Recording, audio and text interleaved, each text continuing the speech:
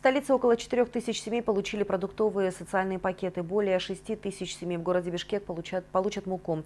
Фонды и частные предприниматели помогают обеспечить продуктами первой необходимости малообеспеченные семьи. Кроме того, пенсионерам, которые проживают в районах, где был введен режим чрезвычайного положения, пенсию будут приносить на дом. Доставку на дом будут осуществлять сотрудники Кыргызпочтасы. Эти работы проходят в целях предотвращения случаев распространения коронавируса среди населения, в особенности среди старшего поколения. В столице проживает более 35 тысяч семей, которые относятся к разряду малообеспеченных. Из них около 14 тысяч жителей прописаны в столице, а остальные приезжие из регионов. Многие граждане имели ежедневный заработок, который обеспечивал им определенный уровень жизни. Но в связи со сложившейся ситуацией эта категория граждан вынуждена сидеть дома. Это весьма негативно влияет на их материальное положение. Таким семьям мэрия города Бишкек помогает продуктами первой необходимости. Эти мероприятия состоят из 4 этапов.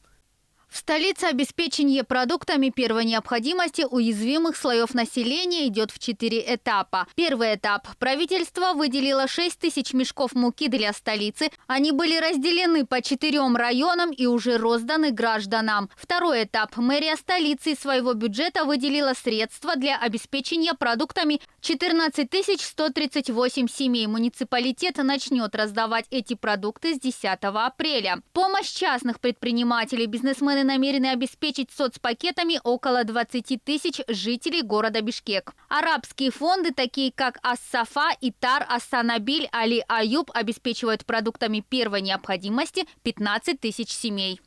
Муниципалитет уже передал полученную муку от правительства местным органам управления по 4 районам, которые уже раздают ее гражданам. Также идет второй этап по обеспечению продуктовыми пакетами, то есть продуктами первой необходимости, такими как рис, масло, сахар и не только. На данный момент силами фондов, мэрии и спонсоров продуктами обеспечено около 4000 семей. Итогом мы где-то 70 тысяч уязвимых слоев населения охватим. Поэтому мы сейчас очень сильно работаем. У каждого есть списки, например, я показывал. Каждый аким, МТУ, начальник МТУ, и все они подписываете здесь. Потом мы повторным дозвоном и проверяем, дошли ли это гуманитарная помощь или не дошло. Оказание гуманитарной помощи идет активное в южной столице. Из материального резерва предполагается раздать 130 тонн муки. 50 тонн накануне уже получили 605 остро нуждающихся семей и 395 человек с ограниченными возможностями здоровья. Распределением занимается специально созданная народная комиссия при мэрии города. Обеспечением необходимых продуктов занимаются и акимы районов, где был введен режим чрезвычайного положения. Как отметил аким Карасуйского района, в 4 районах города создан специальный склад для обеспечения продуктами граждан. В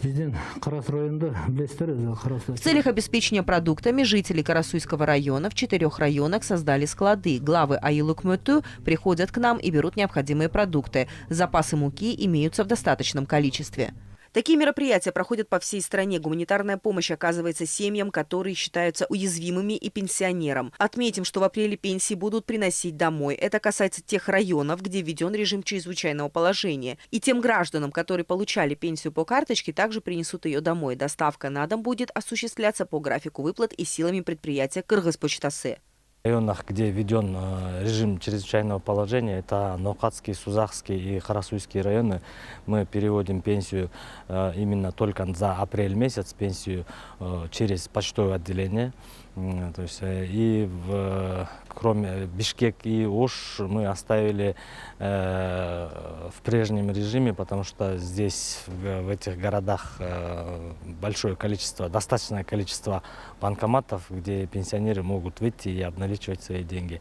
В городах Бишкек и Ош пенсионеры могут получить деньги в банкоматах, а пенсионеры других районов ежемесячную пенсию получат в штатном режиме в банках и районных отделениях почты.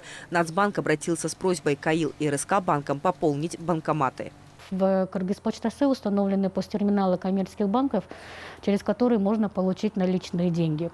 И также для расширения доступа населения к наличным деньгам прорабатывается вопрос с коммерческими банками о заключении договоров с торгово-сервисными предприятиями по обналичиванию денежных средств с использованием банковских платежных карт. Отметим, что по всей стране пенсию различных категорий получают более 670 тысяч граждан. Из них 55% были переведены на банковские карты, остальные 45% получали пенсии через почтовые отделения.